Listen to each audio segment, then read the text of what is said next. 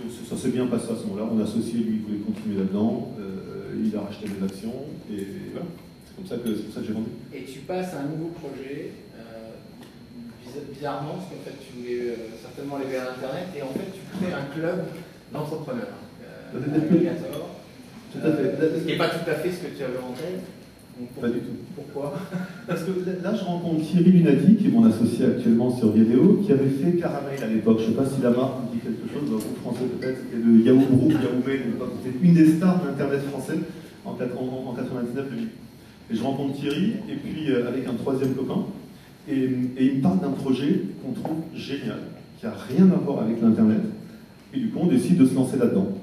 Et bon, l'avantage c'est qu'on pouvait le faire. Eux, ils venaient de vendre Caramel à l'époque, moi je venais de vendre ma boîte, donc on partait pas à la retraite, mais on était bien, on n'était pas pressés. Et du coup, on s'est lancé dans ce truc-là, qui était un fonds de mutualisation pour entrepreneurs, qui s'appelle Agregator. C'est né comme un fonds de mutualisation, c'est-à-dire que c'est un fonds dans lequel on proposait à des entrepreneurs de mettre une petite partie des actions qu'ils détenaient dans leur entreprise, et en quelque sorte de la mutualiser avec les autres entrepreneurs qui faisaient partie de ce fonds.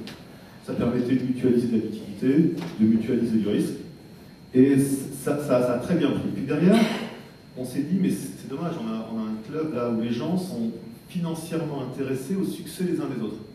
Bah, faisons-en un club dans lequel l'incentive pour bosser ensemble va être par définition très fort.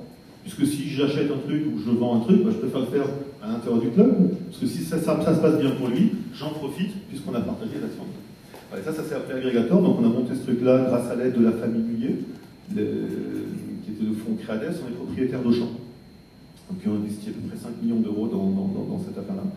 Et puis ça a bien grandi, aujourd'hui il y a 450 boîtes là-dedans, et des boîtes un peu household names, comme disent les Américains, des jolies boîtes de... Et on verra qu'il y a un lien avec ta société actuelle. Est-ce qu'il y a d'autres success stories dans le fond? Oui, vous vous rappelez peut-être que ce soit Caramel Promo Vacances. Voilà, c'est parti du truc. Mont Blanc, les glaces. Il y en a plein, il y a vraiment eu de tu fais encore partie de ce fonds, enfin de ce club ou... Oui, en fait, ce qui s'est passé, c'est qu'on a swappé nos parts avec le troisième associé qui s'occupait principalement de ça, parce qu'avec la croissance de Viadeo, Thierry et moi, on était de plus en plus focus sur Viadeo. Donc à un moment, avec le troisième associé, en fait, on nous a racheté les parts d'Agregator avec les parts de Viadeo qu'il avait. Donc on est sorti, puis ensuite, lui m'a demandé de re-rentrer derrière, et j'ai repris 10 ou 15 points de la boîte parce qu'il avait envie que je continue à l'aider sur certains sujets. Viadeo, avant, si je m'abuse, ça s'appelait Viaduc. Tu peux nous remettre à ce setup? Quand j'y repense, qui en dit long sur nos ambitions internationales. Tu peux nous replacer à ce moment-là et d'où vient l'idée, comment, pourquoi? On est en fin 2003, début 2004. Et donc le club marche bien, Agregator. Et on se rend compte que à l'intérieur de ce club, il y a, en caricature un petit peu, et c'est un petit peu ce qui se passe à chaque fois qu'il y a des soirées de networking, c'est... merci beaucoup. Merci. Donc il y a des soirées de networking, et là ce qui se passe, c'est que les gens se disent, encore je simplifie un petit peu, mais je parle de deux choses. La première, c'est qu'est-ce que je t'achète, qu'est-ce que je te vends. Okay. La deuxième, c'est qui tu connais. T'as pas un contact chez Microsoft, tiens, toi tu vends du soft, est-ce que tu peux pas me dire que, est-ce que vous voulez ainsi de suite, je sais pas, voilà. Et ça, on s'est dit, tiens, si on créait, au début c'était vraiment ça, c'était un intranet réservé à, je sais pas, il devait y avoir 200 personnes dans le club. On s'est dit, on va faire un intranet, on va permettre à chacun d'uploader son adresse book, puis avec un petit moteur de recherche derrière. C'est quelqu'un qui veut rentrer en contact avec un acheteur de chez Microsoft, il va faire sa petite recherche. Et il va tomber sur, il va voir que quelqu'un du club le connaît. Puis Thierry, notre associé, développe ça tout seul. Et puis au moment où on va lancer ça, là on était donc début 2004. Et je sais plus comment ça s'est fait, mais là on s'est dit, complètement idiot. Pourquoi est-ce qu'on ne laisse pas ces gars qui ont été uploadés dans l'adresse book, eux-mêmes, le savoir, et puis inviter eux-mêmes les gens qui sont dans leur propre adresse book. Et donc ça, bien sûr, c'était pour nous la naissance du réseau social professionnel. Et c'est comme ça qu'on a changé de braquet, il nous a fallu presque 6 ou 8 mois pour développer le truc. Et fin 2004, on est sorti en bêta version. Je vais juste je vais faire attention quand même. Je veux nous dire que c'est une idée originale et pas une copie de LinkedIn qui est sortie avant. Si, c'est une copie maintenant, parce qu'on est sorti après. mais à l'époque, où, appelez sans doute plus des marques, mais il y avait, c'était certainement en l'air du temps. Donc, on l'a pas, c'est-à-dire qu'on n'a pas allé voir LinkedIn, on a vu LinkedIn, on s'est dit on va le faire. C'est vraiment venu, on faisait du networking offline, et du networking offline, en fait, on est passé au networking online. C'est ça, un agrégateur gagné. Et puis, il y avait plusieurs Français qui se sont lancés à cette époque-là, il y avait Pioui, Mon Réseau, Synergie, il y avait plusieurs acteurs français qui ont tous disparu depuis. Donc, c'était certainement en l'air du temps, mais on avait, je pense, une bonne légitimité pour le faire. Vous êtes sorti du fond pour faire le projet Viaduc. Vous avez levé des fonds à ce moment-là? Ça s'est pas fait, oui, c'est-à-dire qu'on a commencé à un an pour voir ce que ça donnait. On est passé à... Il y avait déjà LinkedIn, du coup, parce que quand on a lancé le truc, évidemment, on a vu qu'il y avait LinkedIn en France. Ils avaient déjà 50 000 membres. Et ça a été très important dans notre réflexion ensuite, dans notre croissance internationale. Ils avaient 50 000 membres, on s'est lancé avec rien. Et un an après, on avait 200 000 membres, ils en avaient 70 000. Et donc, pardon, pour revenir à ta question, là on était fin 2005, pardon. On s'est dit, bon, bah, ça marche pas mal, tiens, si on essaie de faire payer les gens. On a commencé à faire payer, ça marchait pas mal. On a dit, bon, on va speedoffer l'agrégateur, ce truc, et on va en faire une boîte à part. Et donc, c'est là où, effectivement, on crée Viaduc comme société complètement indépendante. Mi-2006, donc quelques mois après, on lève des fonds avec deux investisseurs institutionnels français, AGF et Ventec, on lève 5 millions d'euros. Un an après, en 2007, on relève 5 millions d'euros, et en 2009, on lève 3,5 millions d'euros. Voilà. Donc, tu as fait une croissance continue, ou vous avez rencontré des problèmes à un moment donné? Non. C'est bien, mais c'est bien, j'ai parlé des problèmes avant, donc je ne me suis pas donné l'idée qu'on n'a jamais eu de problème. Mais très franchement, je touche du poing. Sur Viaduc, c'est incroyable. Depuis le début, depuis 2005, tout est magique. Vraiment. Je ne peux pas. Bien sûr qu'on a eu des problèmes comme tout le monde, mais rien d'important. On a toujours maîtrisé notre cash, ce qui est quand même clé quand on est une start-up. On n'a jamais levé dans des conditions difficiles. La levée de 2006, là, on commençait à faire du chiffre. On faisait, je me rappelle, 40 ou 50 000 euros par mois en 2006, quand on a levé. Et on était 5. Bon, voilà, quoi. On n'est pas passé, on dit, non, je veux dire... non, mais c'est vrai. Et puis, on a eu, je crois, 8 term sheets. Donc, vraiment, je faisais le malin au téléphone, je peux vous dire. Je me suis fait plaisir avec les investisseurs, avec la valeur, avec les conditions, avec... Non, c'est pas la peine d'envoyer une term sheet si vous ne pouvez pas gagner ce bateau, ça sert à rien. C'était vraiment ça. Et en France, on n'était pas aux États-Unis. Donc, ça, c'était... c'est sympa comme expérience d'entrepreneur, même si on se dit toujours... voilà, profitons-en, parce que là, on peut.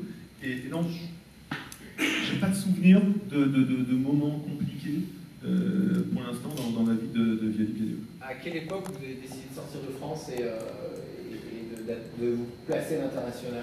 Au moment de la première levée de fonds, de 2006. C'est-à-dire, c'est pour ça, en fait, qu'on lève les fonds. Au début, donc, on fait ces 50 000 euros, on voit que ça grandit chaque mois. On a fait 2 millions d'euros la première année. En partant de 50 000 euros en janvier-février, on finit l'année sur un mois, on finit l'année à 2 millions.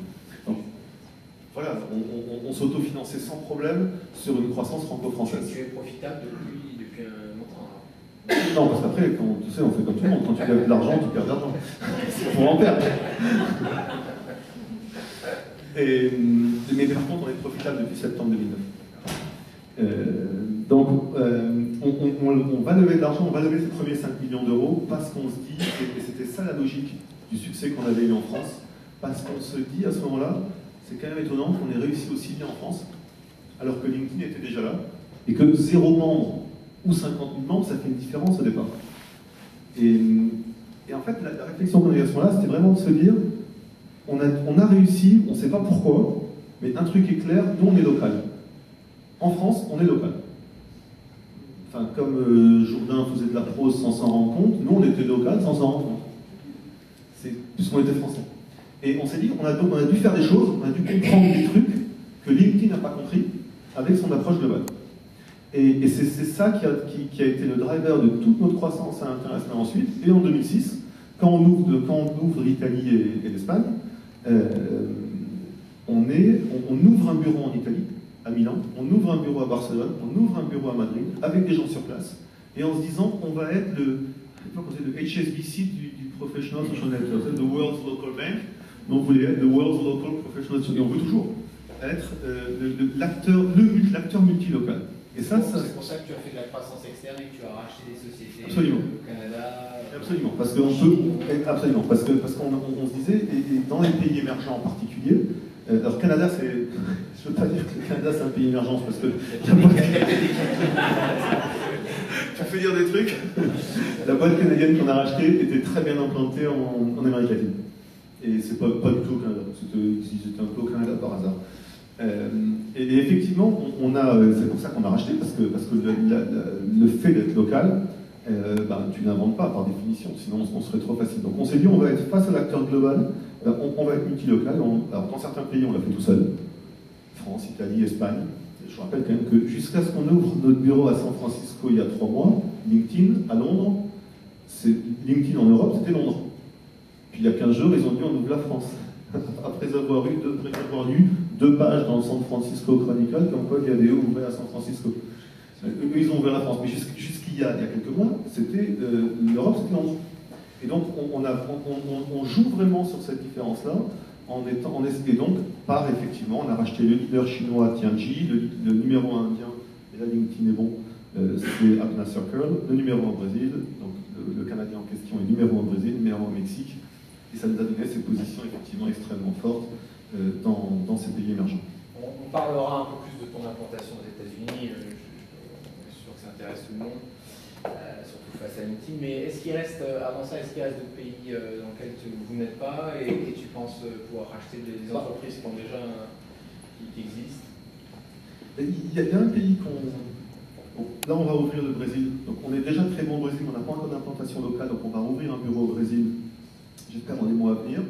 On vient d'ouvrir l'Afrique, parce qu'on est très bien implanté en Afrique francophone et au Maghreb, pour des raisons de langue. Mais quand je dis très bien implanté, c'est que c'est marrant, on n'a jamais rien fait sur ces pays-là, on doit être dans les 10 premiers sites de tous ces pays-là. Et le pays qui nous manque vraiment, pour nous, c'est la Russie. Quel est le plus gros pays aujourd'hui? La Chine, hein, pour vous? La Chine. D'accord. Chine avec 6 millions ou 7 millions de membres sur 35 millions. Et la France, sur tes 35 millions, représente 3 millions, 3 millions et demi. Ce qui fait beaucoup à l'échelle de la population française, mais pas beaucoup par rapport aux Français. Donc on en arrive maintenant à ton actualité. Tu es arrivé il y a quelques mois à San Francisco pour s'occuper du développement, notamment aux États-Unis de Viadeo. Je sais qu'à ce moment-là, tu dois avoir l'habitude, tout le monde a dû te demander, quand on a tous entendu parler, mais qu'est-ce qu'ils viennent faire ici, face à LinkedIn.